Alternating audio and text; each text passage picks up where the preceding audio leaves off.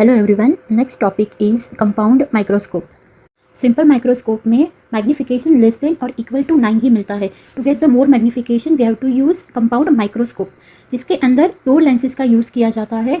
जो lens object के पास होता है उसे ऑब्जेक्टिव लेंस कहते हैं और उसकी फोकल लेंथ छोटी होती है, और जो लेंस आई के पास होता है उसे आईपीस कहते हैं और उसकी फोकल लेंथ ज़्यादा होती है।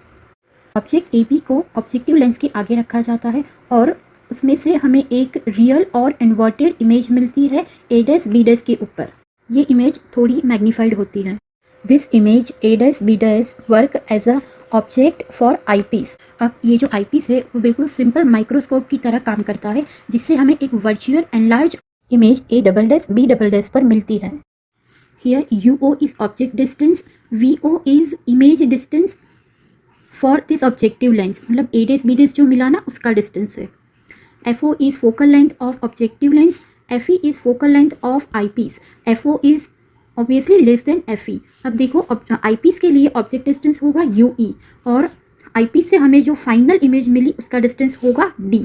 तो एक जनरल मैग्निफिकेशन फॉर्मूला हो जाएगा कि magnification of objective multiply by magnification of eyepiece।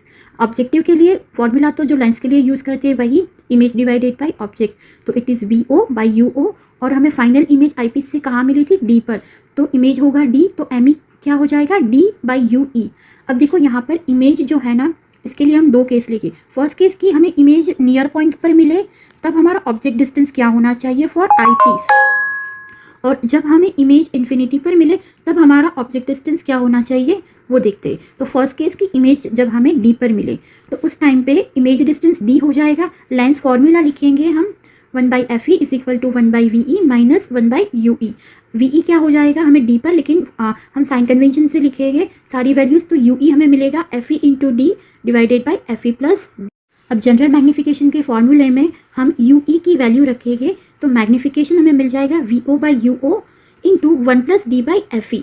Now 2 lens के बीच की जो डिस्टेंस है उसे लेंथ ऑफ ट्यूब कहते हैं और वो हमें कैलकुलेट करना होता है, और it is from the figure you can see कि ये VO प्लस ये वाला डिस्टेंस होगा UE object distance for eyepiece, तो ये फॉर्मूला बन गया VO प्लस UE।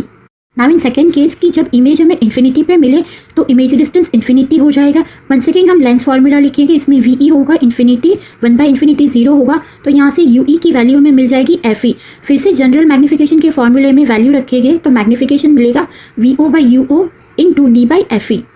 फिर से हम लोग length of the tube calculate करेंगे तो वो VO प्लस अभी जो हमारा ऑब्जेक्ट डिस्टेंस है वो क्या हो जाएगा फॉर आईपीस के लिए FE, तो फॉर्मूला बन जाएगा VO प्लस FE।